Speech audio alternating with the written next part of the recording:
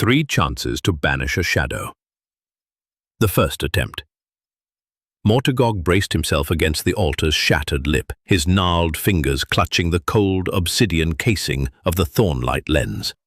A whispering wind crept through the ruined vault, and with it came the slither of unseen things, shadows that moved without bodies, curling like smoke around his boots. "Not today," he muttered, teeth gritted like cracked granite. The lens pulsed once. Faint light flared across the chamber's broken stones. Ancient runes carved into the walls flickered, dim and suspicious, as if deciding whether to believe in him again. He raised the lens. "Name the curse, face the dark, burn the thread, and tear the mark," he chanted, the incantation rasping from a throat more used to silence. The shadows recoiled. A great pressure surged from the stone floor, then nothing. The shadows slinked back into place, grinning in their voiceless way. A crack spidered across the lens's core. "One," he said bitterly. "One chance wasted." His knees ached, his jaw trembled, not from fear, from the weight of knowing 2 tries left, and the thing clinging to him bit wasn't going to give up easy.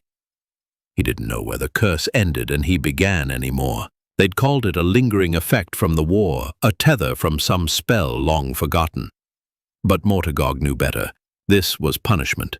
This was a memory made manifest, and now it was starting to talk, low, guttural phrases that slid beneath his skin when he tried to sleep. "You think you earned peace? You buried the others so you wouldn't have to look at what you did. We are what's left." He needed help, someone who still believed in him, or at least believed in burning shadows. Outside the vault, the twisted pines of Troalkind swayed like watchers holding their breath. Mortagog turned toward the moss path, hunched but unbroken. "Time to find Fizzle," he muttered. "That wild-haired sparkpot still owes me a favor." He slipped the cracked lens back into its pouch, close to his heart. It was still warm. The sparkpot's solution. Fizzle's treehouse was already smoking by the time Mortagog arrived. "I swear it was the mushroom's fault," she shouted from a balcony tangled with ivy and tools, sparks flying from her fingertips like mischievous fireflies. "I said no hissing in this lab." Mortagog cleared his throat. The young troll spun, saw him, and grinned wide. "Morty, you're not dead yet!" "I've got a curse that refuses to listen and a lens with 2 chances left," he growled. "Thought I'd come to the expert in explosive solutions." She was already halfway down the rope ladder, feet bare, apron singed, hair a crown of frizz. "Well now, that's either flattering or a trap. Come inside before the tea boils angry." Inside was chaos distilled. Books leaned like drunks, beakers clinked in precarious rows. A jar labeled "Dragon Burps" rattled ominously. Mortagog unwrapped the thornlight lens and placed it gently on the table between them. Fizzle leaned in, her expression going still for the first time. "Oof, this thing's old. Not just ancient, eldritch ancient. Where'd you dig it up, or who died holding it?" "Don't ask. Can you amplify it?" She nodded slowly. "Maybe, but you'll owe me 2 favors and a new cauldron." "Done." The brew she concocted smelled like regret and cinnamon. As Mortagog hovered the lens above the steaming bowl, Fizzle laced the potion with golden threads of enchantment. "Okay. Say the words. Focus on the shadow you want gone." Mortagog closed his eyes. "Name the curse. Face the dark. Burn the thread. Tear the mark." The lens pulsed, the cauldron glowed, then bang! A geyser of violet light exploded from the table. Shelves toppled, a panicked squirrel launched itself out the window. Mortagog staggered back, blinking hard. He couldn't see, not darkness, something else. A swirling white haze that pulsed with voices. "She trusted you. You told them it was safe. They followed you into the fire." Fizzle's voice cut through. Mortigog, hey, breathe. You're glowing and not in the good way. He dropped to one knee. The voices surged, his chest tightened, and then the lens cracked again. A jagged fracture down the center, his sight returned. Fizzle knelt beside him, panting. Okay, not great, but you're not a toad. That's progress. Mortigog didn't answer. His hands trembled. The lens had failed again, and now the shadows weren't just watching. They were talking back. One more try, he whispered, and this time it had to count. Whisper and the voice beneath. They met at the edge of the silver echoes, the stretch of forest where no one dares speak above a whisper. I heard you were looking for me. Allura, Whisper Moonshadow said quietly, stepping from the mist like a memory. Mortigog nodded. You still hear things others don't? Allura tilted her head. I still hear what's not being said. He pulled the lens from his satchel, hands still shaking. It's cursed. I thought it was mine to carry, but I was wrong. Her eyes flicked to the spider crack webbing across the lens. It's speaking to others now. Through dreams, through silence, through people who come too close. It tried to speak through Fizzle. Whisper stepped in for a closer look at the details of the shattered glass. Then we don't have time to waste. They sat on opposite sides of a shallow pool known as the listener's mirror. Whisper set 2 stones down beside her, one humming with silence, the other echoing with her own heartbeat. I'll use audial separation. I can isolate the voice of the shadow cut its tether to your mind. Long enough for the lens to work. Mortigog raised an eyebrow, looking intently at Allura. You can separate the voice of a curse. If it has a frequency, I can find it. She began to hum. Low, resonant. The pool rippled. Mortigog felt his limbs tingle, the lens heating in his hands. The shadows within it curled, recoiling. Then a second hum joined hers. Too deep, too cold. Not hers. Allura gasped. Her hand went to her throat. The echo stone cracked. She's hearing us now, the Echo Girl, the one who hides in silence. Let us show her what she's missed. Allura's breath caught in the air like a floating balloon. Morty, I can't hold them. The pool blackened. Mortigog lurched forward, slamming the lens into the water. Light seared through the dark, sharp, white, and burning. A shriek tore through the forest, echoing across trees that had never known such pain. Then, silence. Allura collapsed. Mortigog pulled her from the edge, cradling her head as the water returned to silver. I'm sorry. I thought I could fix it before it hurt anyone else. She stirred, eyes fluttering open. They're not done with you. But now, they know who I am, too. He looked down at the lens. A third crack bloomed like a thorn across its surface. Only one try remained. And now he wasn't the only one at risk. Rune and the unasked question. Mortigog sat beneath the twisted birch known as the hanging memory tree, staring at the lens in his palm. 3 cracks now.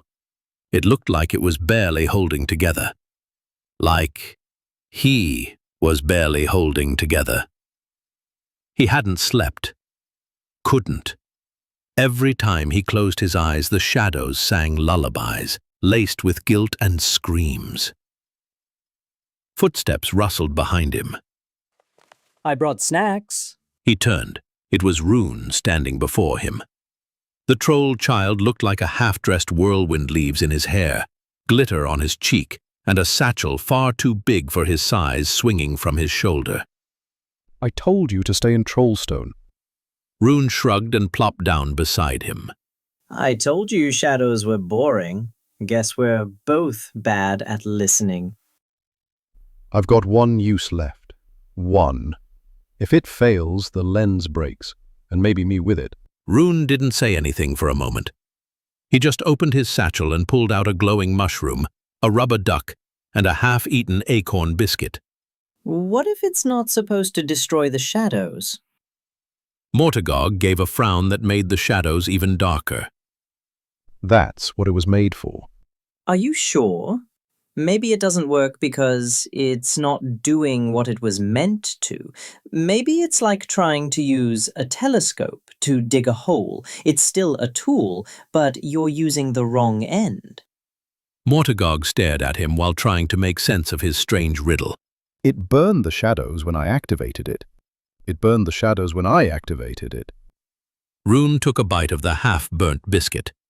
Yeah, but what if that's just the reaction it has when you're scared of them? What if it's reacting to you? That landed like a stone in Mortagog's gut. Rune leaned in. You ever talk to the shadow instead of just yelling at it? You don't talk to curses. Then maybe that's your problem. Silence. The wind shifted. The lens hummed faintly in his hand, as if it too had something to say. If only he'd stopped trying to shout it down. Mortagog closed his eyes. You think we're the rot, but we are your roots. What you bury doesn't vanish, it grows. When he opened his eyes, Rune was watching him calmly. Seriously, the mischief momentarily gone. I think this time I don't try to banish it. Good. 'Cause I'm fresh out of glitter grenades. Mortagog stood, taller now. Not stronger, but steadier. One try left. But maybe, just maybe, that was enough. The last light. Mortagog stood alone in the hollow of remnants.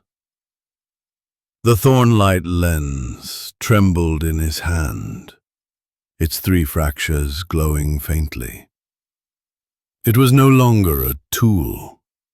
It was a mirror, and he was tired of looking away. The wind had stilled. Even the forest held its breath.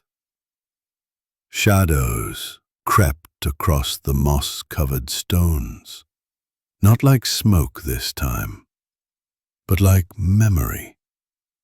Familiar, heavy, honest. He didn't raise the lens this time. He knelt. I'm done fighting you, He said. The shadows paused. I carried you like a curse, tried to burn you like a wound. But maybe you're just the part I never made peace with. The darkness didn't hiss. It listened. He held the lens over his heart, not to strike, but to reveal. The light it gave off wasn't blinding this time. It was soft, golden, warm. And in that moment, Mortagog saw them, all of them. The ones he'd lost, the ones he'd failed. The younger version of himself who had once believed he could save everyone if he just fought hard enough. They didn't speak, but they were smiling. And the shadows? They weren't gone. They had changed. Now they stood behind him. The lens cracked once more, then crumbled to dust in his hands. Not broken, but finished. Its purpose fulfilled. The first birdsong in years echoed through the hollow. Mortigog stood taller than he had in decades. A soft light shimmered at his back, shadow-shaped, but no longer sinister. He walked forward, back toward the forest, toward Fizzle, Whisper, Rune. He was no longer trying to be the man he once was. He was becoming something new. As he stepped into the light, a tendril of shadow curled from beneath the moss and followed, just watching.